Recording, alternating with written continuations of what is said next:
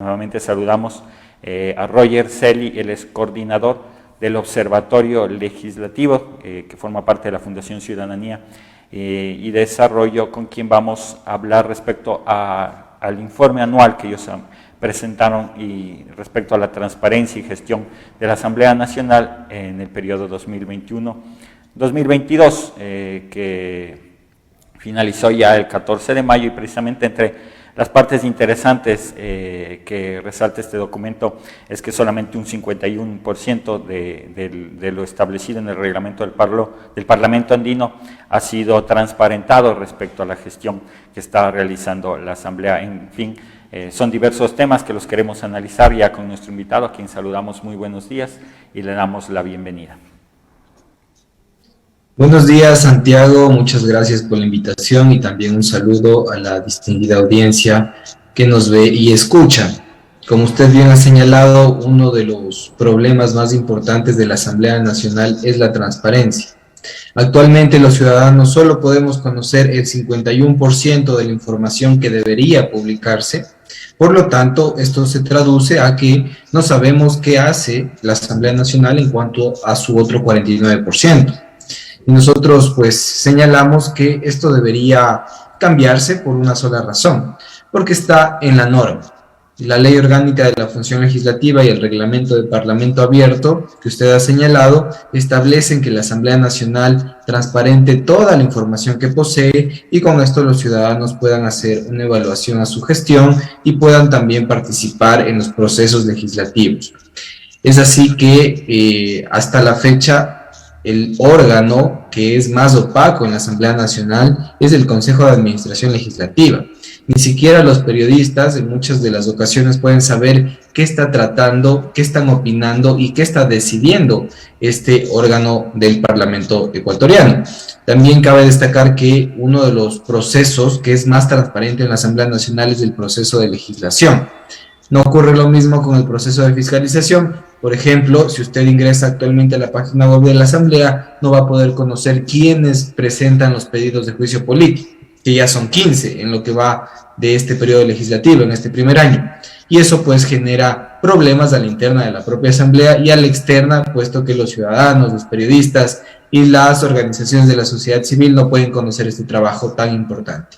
Perfecto. Roger, algo que usted ha señalado muy importante, son 15 pedidos de juicio político que se han hecho. Sin embargo, este número es mayor incluso a las leyes que han sido aprobadas dentro de la Asamblea. ¿Cómo parte esa información que tiene la Asamblea, esa gestión que tiene la Asamblea, en donde más han sido juicios políticos, conflictos al interior de las bancadas, frente al trabajo netamente legislativo?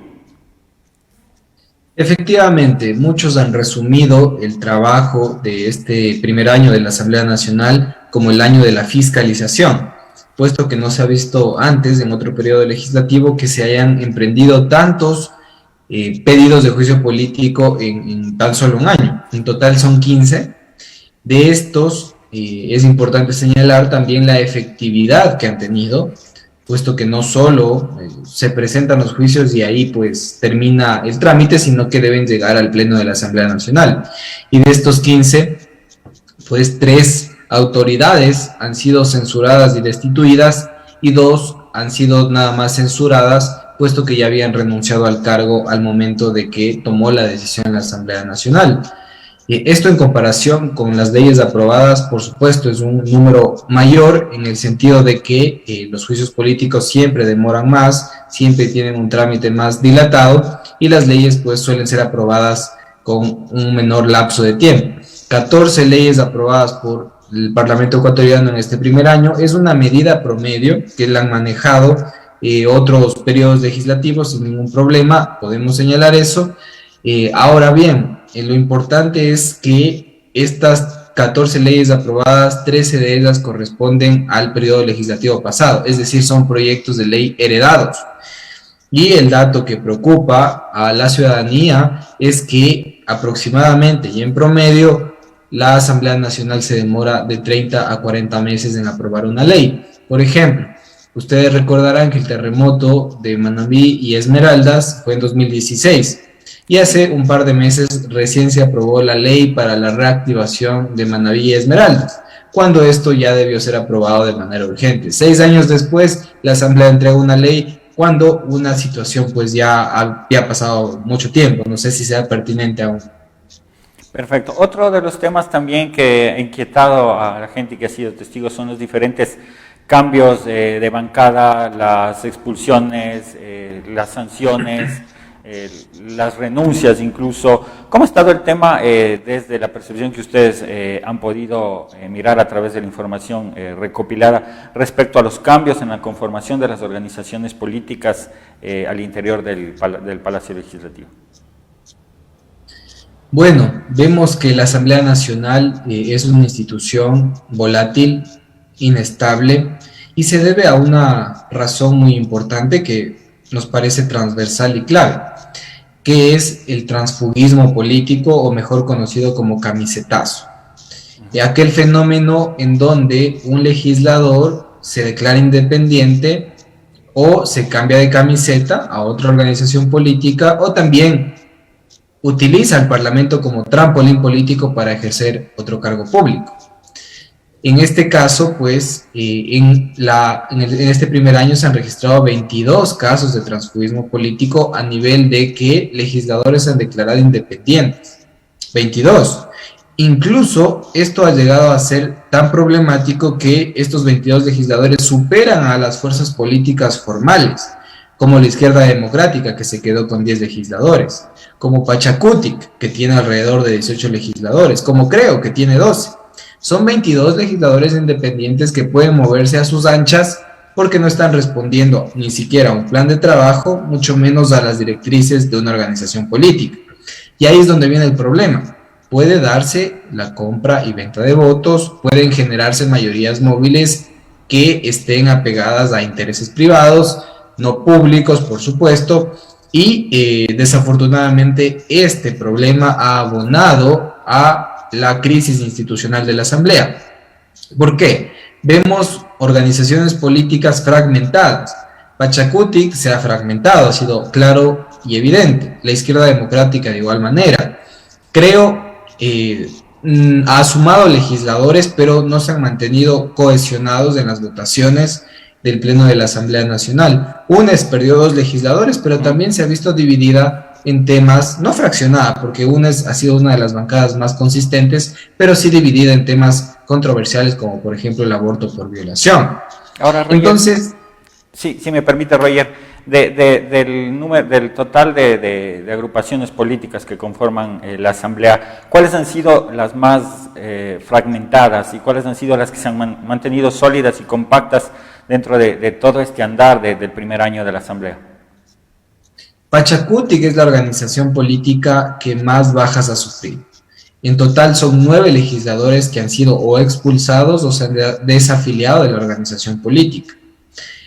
Ahora bien, Pachacutic tiene la cultura política de reintegrar a los legisladores después de haber sido sancionados de esta forma, y esperemos que en los próximos meses esto ocurra, o quizá realmente se queden con 18 legisladores, lo cual es complicado para ellos porque tenían una mayoría importante en la Asamblea.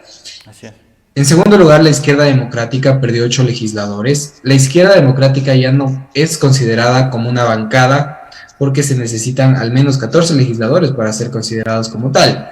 Bueno, la Ley Orgánica de la Función Legislativa no establece la disolución de bancadas por tener un menor número al requerido, pero realmente no van a poder concursar, por ejemplo, si no aumentan de legisladores en número a un cargo en el Consejo de Administración Legislativa, si es que se renueva en el 2013, como manda la ley. Luego, pues, el Partido Social Cristiano perdió 4 legisladores, pasó de 18 a 14, está en el límite de ser considerada bancada legislativa, pierde 1 y ya no es bancada. Creo aumentó el número de legisladores, es interesante, pero la cohesión de estos 13 que se aumentaron no es constante, no hay una consistencia ideológica al momento de votar. Y UNES es la organización política o la bancada que menos legisladores ha perdido. Solo 2 legisladores de los 49 ahora tiene 47. Ahora, otro tema también importante que ha sido materia de preocupación es el tema de la participación de la mujer. ¿Ha podido consolidar la Asamblea en este año esa mayoría que se requiere por ley? No, la perspectiva de género es interesante al momento de evaluar al Parlamento ecuatoriano, a pesar de las reformas legales que se realizaron al Código de la Democracia que buscan mayor participación en elecciones de las mujeres, así como mayor representación en el Parlamento, pues esto no ha roto, estas reformas no han roto un techo de cristal del 40%. Siempre, desde el 2008, se ha mantenido un promedio de 40% de mujeres participando en el Parlamento ecuatoriano. Esperemos que para las próximas elecciones de esto cambie, se tomen políticas públicas en las organizaciones políticas para que haya más mujeres participando. Pero más allá de las reformas, Santiago, yo quiero expresar mi preocupación, puesto que las mujeres en el Parlamento no están teniendo puestos de toma de decisiones. Vemos con mucha preocupación que apenas 3 mujeres presiden comisiones especializadas permanentes de la Asamblea Nacional y apenas una mujer presidió en el periodo legislativo pasado una comisión, que fue Karina Arteaga. Ahora son 3, pero de 15 pues es un porcentaje bastante bajo y criticable. Entonces las organizaciones políticas deben apostar a una equidad o igualdad de género, no solo en la participación política, sino en la toma de decisiones. Perfecto. Otro tema también que hay que conversar y que en este año se habló mucho es el tema de que alguna vez el presidente Guillermo Lasso lo dijo ante la prensa, que la Asamblea se había convertido como que un obstáculo para los proyectos de ley que le había presentado. Sin embargo, respecto al informe, el presidente solo ha presentado, tengo entendido, 6 proyectos de ley. ¿Cómo está el tema de quiénes han presentado los proyectos de ley? ¿Cuál es el número, por ejemplo, del Ejecutivo de aporte a la Asamblea, y cuántos proyectos de ley se han presentado al interior del Legislativo? En total se han presentado 219 proyectos de ley. 6 de estos han sido presentados por el presidente de la República, Guillermo Lasso, 6 proyectos también por otras funciones del Estado que tienen iniciativa legislativa, y desafortunadamente ningún proyecto por parte de la ciudadanía. Recordemos que la ciudadanía tiene la facultad de la iniciativa legislativa, tras haber recogido firmas de respaldo, de presentar iniciativas legislativas. Este instrumento es poco usado en el Ecuador, a pesar de que existe a nivel constitucional. Ahora bien, claro, y más de 200 proyectos de ley son presentados por los legisladores. Siempre son quienes más presentan iniciativas legislativas, porque esa es su facultad principal.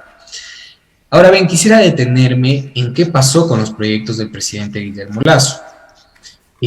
Apenas un proyecto de ley ha sido, entre comillas, aprobado por la Asamblea Nacional, que es el proyecto de ley de desarrollo económico o ley tributaria, que pasó por el Ministerio de la Ley ante una omisión aparentemente de buena fe, para que este proyecto de ley no sea aprobado ni rechazado, sino que pase por fuerza de ley ante la omisión de pronunciamiento de la Asamblea Nacional.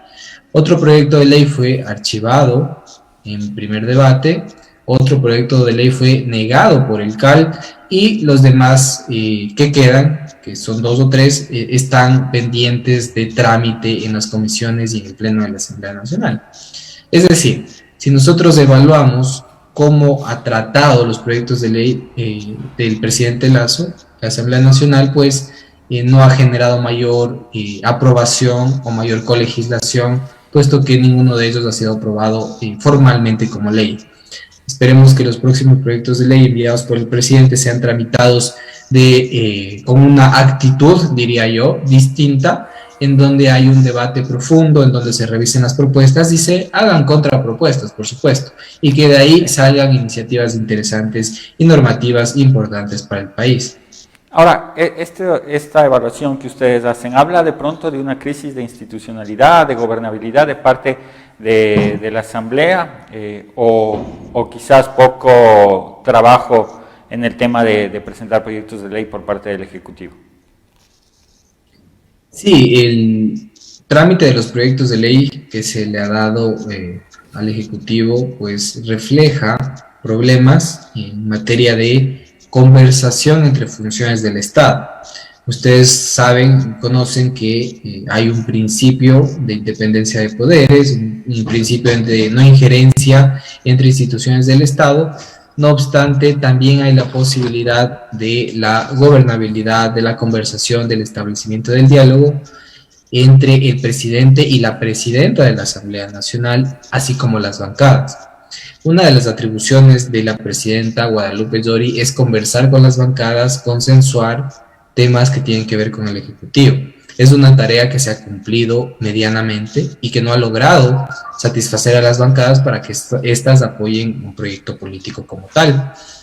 Esto pues ha generado que no hay una buena relación entre los dos poderes del Estado y que se hable incluso de la muerte cruzada y el enjuiciamiento político del presidente de la República. Es algo latente que está y que refleja que más allá de un problema de gobernabilidad que podría existir, hay un problema de liderazgo político. Recordemos que la gobernabilidad conceptualmente es el uso del poder. El poder existe, estimado Santiago. Lazo tiene todos los poderes que tiene a su alcance constitucionalmente, la Asamblea Nacional igual, y simplemente deben usarlos. No hay que inventar más poderes como el carisma, como la gestión, el lobby, el cabildeo, la operación política, porque los poderes políticos existen. Y ya, cualquier presidente puede tomarlos. Ahora, el uso que se le da a ese poder es el problema. Entonces ahí el llamado de atención al liderazgo político y a la forma de ejercer ese poder por parte de las dos instituciones del Estado. Perfecto, estamos con Roger Celi, él es coordinador del Observatorio Legislativo, que forma parte de la Fundación Ciudadanía y Desarrollo, que ha realizado un importante e interesante informe anual de la gestión de la transparencia de la Asamblea Nacional. Hablando del tema del liderazgo por parte ya sea de la presidenta Guadalupe Llori o del primer mandatario Guillermo Lasso, quiero detenerme también en otra parte muy fundamental y que recoge su informe, que por cierto está publicado en el internet, al acceso de cualquiera que lo quiera ver, es el tema de la presencia y el trabajo de los asambleístas. ¿Cómo ha sido el tema de las sesiones? Y me llama la atención porque una de las que más ha faltado ha sido la propia presidenta. Entonces, ¿quién es el que falla en este tema del poder? ¿Hay más errores de pronto en el Ejecutivo o en el Legislativo? ¿Dónde está ese punto de quiebre? Manejamos dos indicadores para evaluar la gestión individual de los legisladores, como usted bien ha indicado. Hay dos listas que nosotros publicamos. Una de quienes ocupan en mayor medida su curul, es decir, que votan en un 100%, y puede ser que el asambleísta principal no pueda asistir, está bien, se puede enfermar, perfecto, pero que envía a su suplente. Con eso la curul no queda vacía y ellos han logrado hacerse con los dos primeros puestos del ranking de alta ocupación de la curul. El asambleísta Luis Marcillo de la Izquierda Democrática y el asambleísta Pedro Velasco ocupan esta posición en la alta ocupación de la curul. Luego hay 13 legisladores que ocupan en un 92%, perdón, en un 99,62% la ocupación de su curul, puesto que han faltado en una ocasión. Por ejemplo, destaca el asambleísta Yesenia Guamaní, quien tuvo una falta en una votación y ya le refleja. Y ese es el control social que puede hacer la ciudadanía. Hay que preguntarle al asambleísta Yesenia Guamaní por qué no asistió a esa votación y con ella, con toda la legitimidad del caso, puede decir por tal o cual razón y con eso la ciudadanía puede tener una respuesta. Bueno, hablo primero de lo positivo porque siempre parece que hablamos de lo negativo. Y algo muy importante, sí, Roger, y permítame detenerme aquí un momento, algo muy importante que nosotros estábamos observando y vale destacar como parte de la región norte del país, Imbabura y Carchi, pues el asambleísta Luis Marcillo y el asambleísta Pedro Velasco precisamente forman parte de los asambleístas provinciales de Carchi y de Imbabura, algo que también habría que destacarlo también en este informe. Pero ¿qué tan importante, antes de continuar, para ustedes, para el análisis, es estar presente en todas las sesiones por un lado, y cuál sería el otro indicador, si en verdad han intervenido o solo han estado presentes? Bueno, comparto con usted que es una buena noticia para el Carchi que haya dos legisladores que están preocupados por todos los temas que se tramitan en el pleno de la Asamblea Nacional y están siempre votando. No están en otro lugar, sino votando en las sesiones del pleno. Ahora bien, ¿por qué es importante este indicador?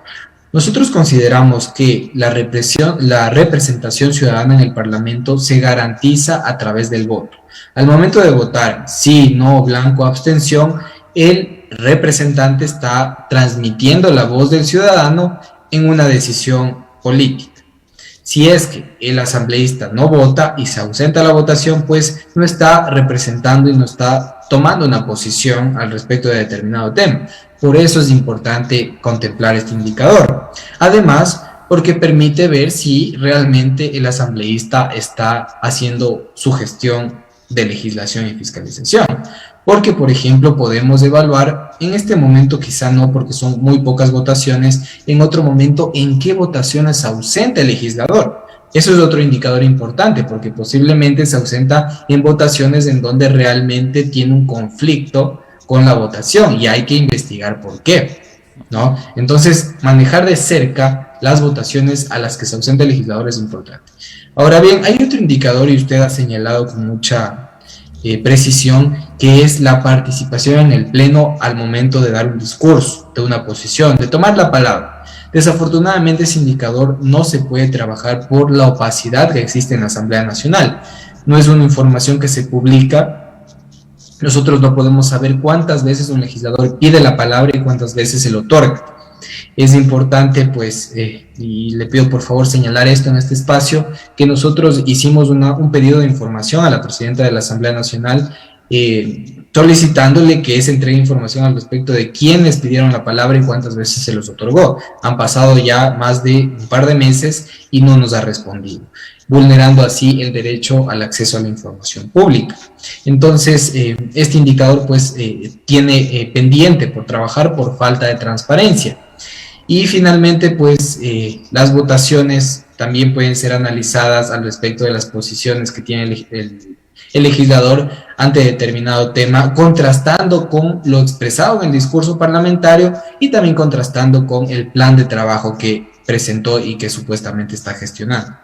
Perfecto, Roger, y yo quiero ya para ir cerrando la entrevista detenerme en un indicador también muy interesante que está en el informe que ustedes han presentado, y es el tema de los intereses que tienen los asambleístas o que podría generar un conflicto de intereses, ¿no?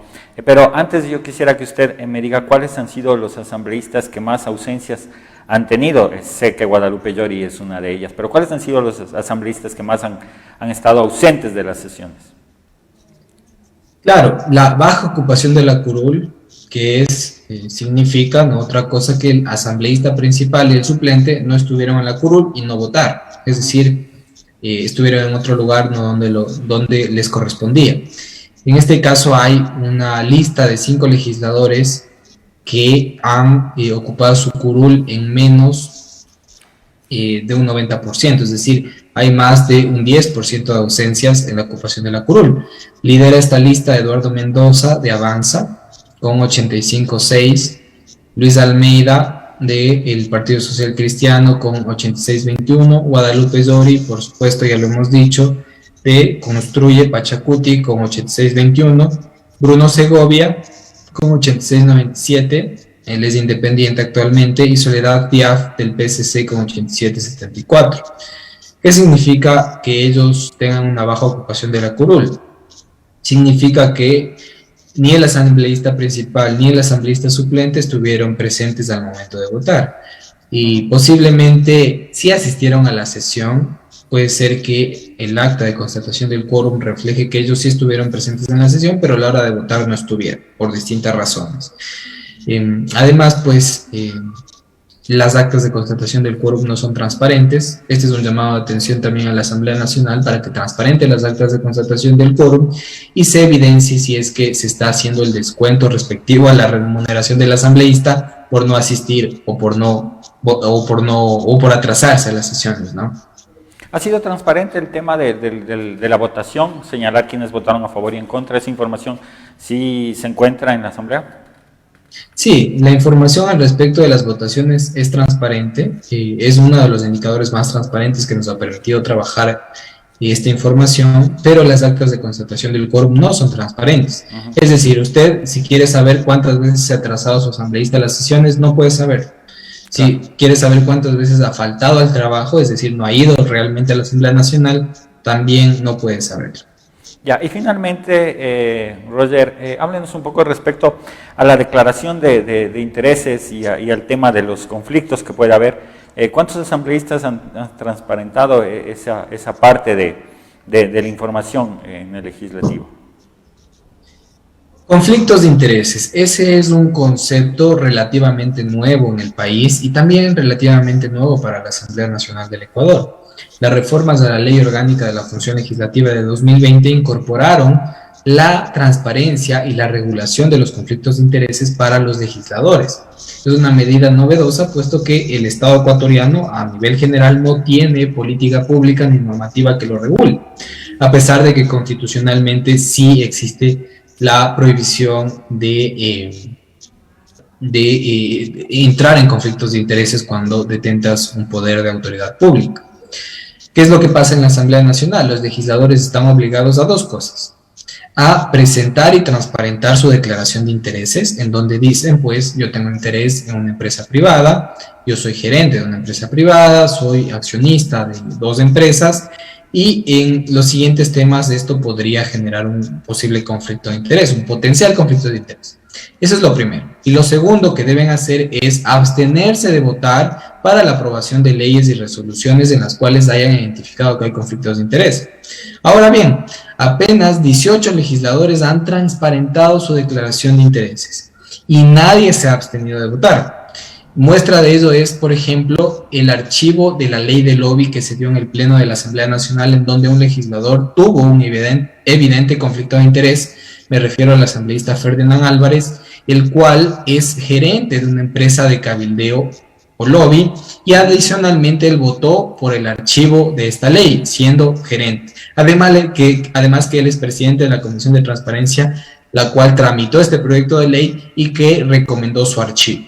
Entonces, un conflicto de interés del tamaño de un buque que no fue prevenido, mucho menos regulado y tampoco sancionado. La normativa existe, la política pública se está realizando, pero el cumplimiento sigue siendo mínimo. Sigue siendo ausente, exacto. Entonces, falta todavía trabajar mucho más en este tema de hacer cumplir las leyes, de hacer efectivo el tema del poder también para la gobernabilidad, en fin. Son algunas variables las cuales se pueden debatir, se pueden analizar en este interesante informe. Roger, ya para despedir, ¿dónde se puede encontrar, dónde puede tener acceso la ciudadanía a este informe anual de gestión? Muchísimas gracias por permitirme promocionar el informe también. La ciudadanía puede acceder a redes sociales, encontrarnos como @ojoalasamblea, ojo a la asamblea, que es nuestro usuario para las diferentes redes sociales. Ahí está toda la información, no solo este informe, sino más datos sobre la Asamblea Nacional. También pueden visitarnos en www.observatoriolegislativo.es y conocer más del trabajo que estamos realizando, y también están invitados a participar en todos estos temas. Perfecto, muchas gracias a Roger Celi, coordinador del Observatorio Legislativo, y nosotros seguimos con más entrevistas en Pulso Informativo.